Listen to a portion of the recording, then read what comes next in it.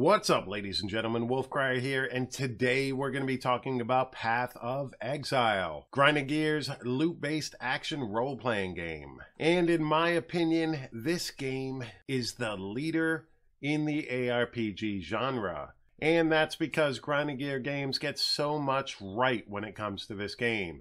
So in this video, we are going to look at the top 5 things that Grinding Gear games gets absolutely right with Path of Exile. How much, quick? What? It's for the wife. Oh, 20 shekels. Right. What?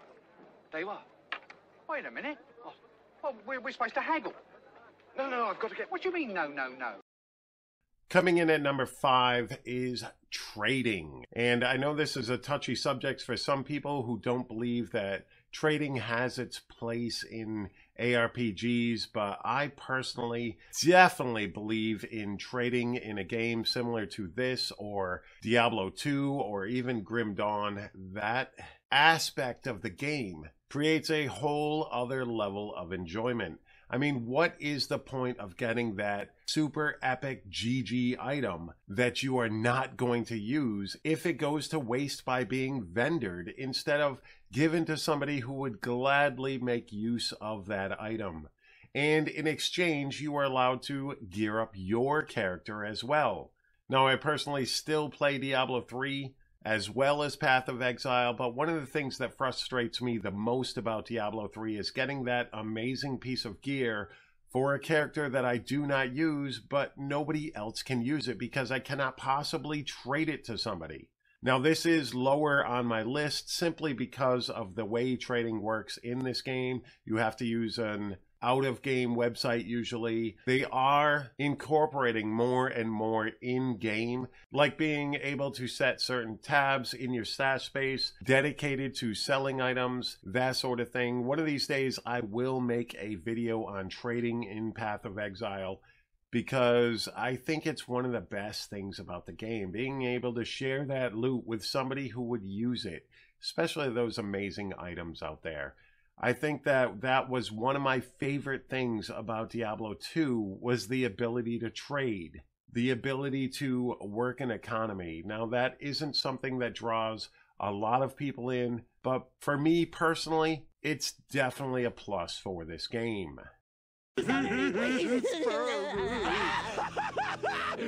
Finally! I've been trying to catch you boys all day! Now that I've got you right where I want you, I'd like to buy all your chocolate.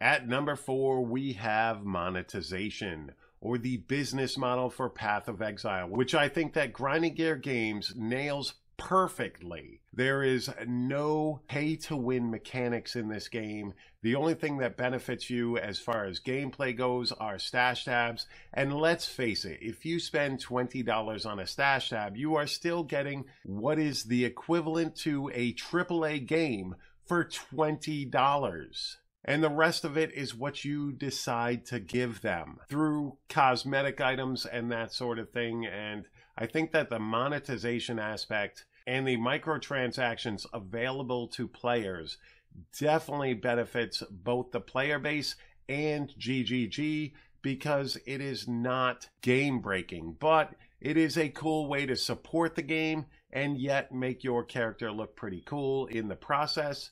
And overall, I think it's something that I wish many other game developers would understand when it comes to microtransactions and loot boxes and that sort of thing is you don't have to make it break the game and you can make it enjoyable for everybody without the need for gambling or tricking people into buying certain things. Grinding Gear Games really nails the perfect way to introduce a steady revenue for their game.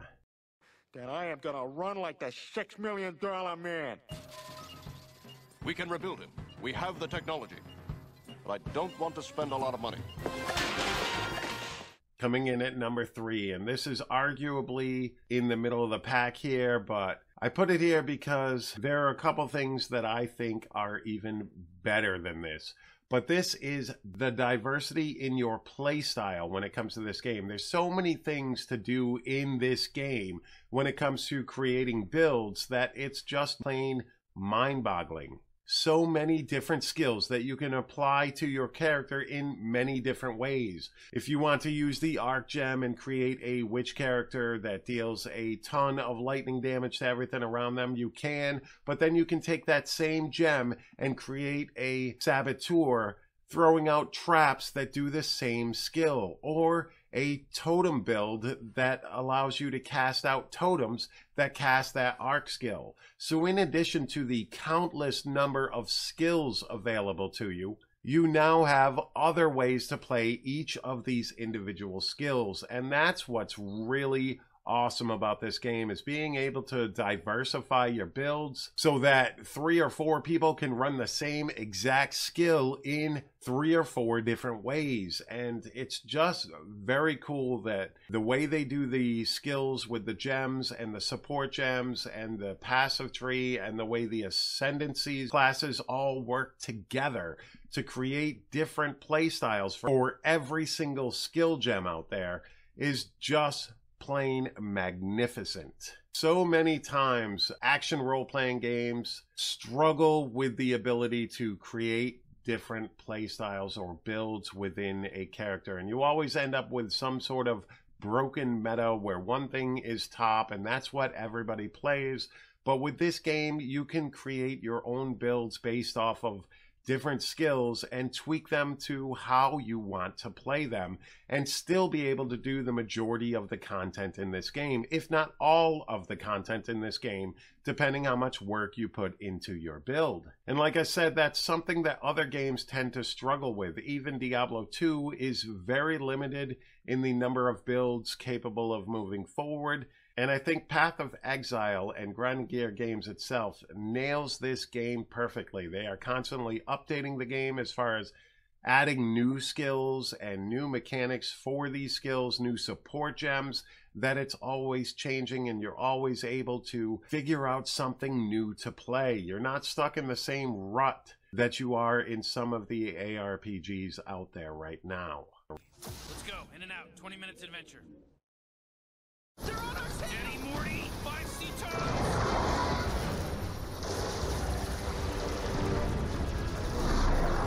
Steady, goddammit! 2 C-Toms!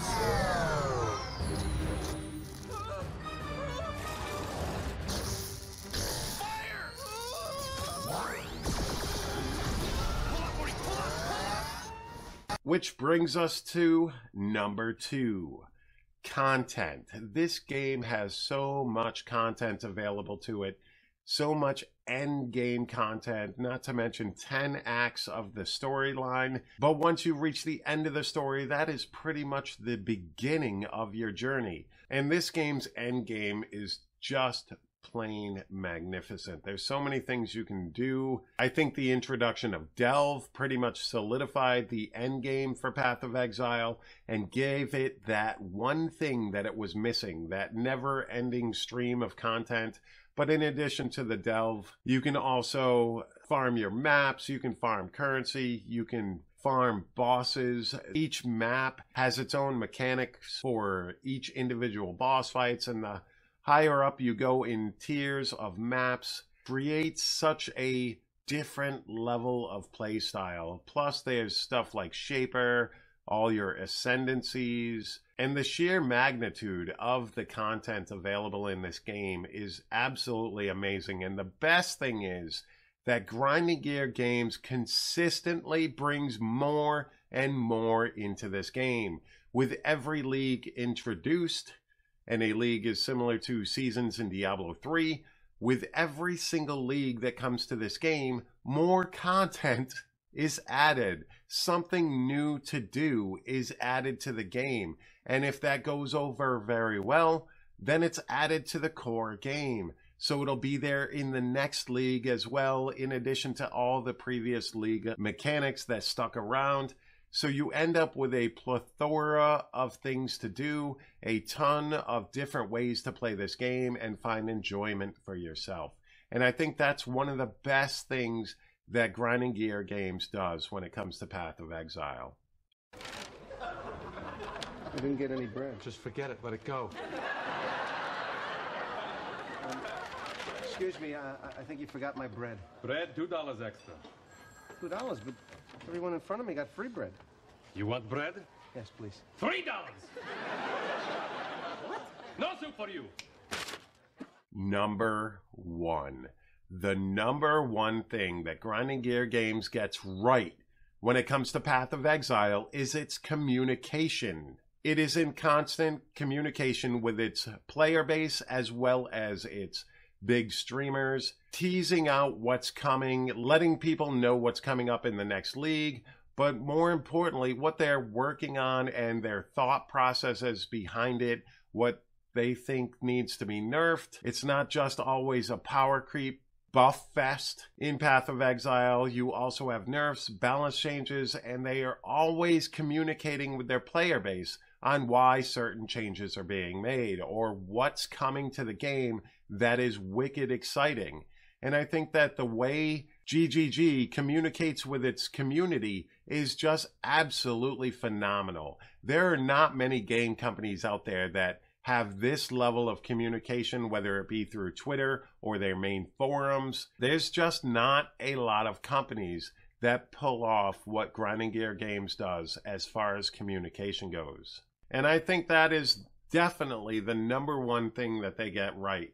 They are always working on this game. They are always adding new things to this game, and they are always taking the feedback from their player base and turning it into progression, turning it into a way that the game changes to make it an even better game. And that is something that I think a lot of companies out there, especially a lot of AAA companies out there, can take and learn from. I mean, this is technically a indie game company, but it owns the action role-playing genre at the moment. And there are a lot of people excited for the new Betrayal League that is coming up.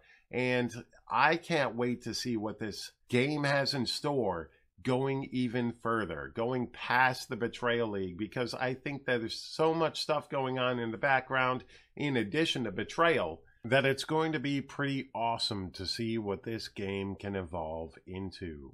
All right, ladies and gentlemen, there you have my top 5 things that Grinding Gear Games gets absolutely right when it comes to Path of Exile. Hopefully, this video finds you well, and thank you so very much for taking the time out of your day to watch this video. I always greatly appreciate that. Don't forget to hit that like button. Don't forget to hit that subscribe button.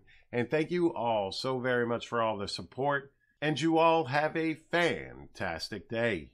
Peace.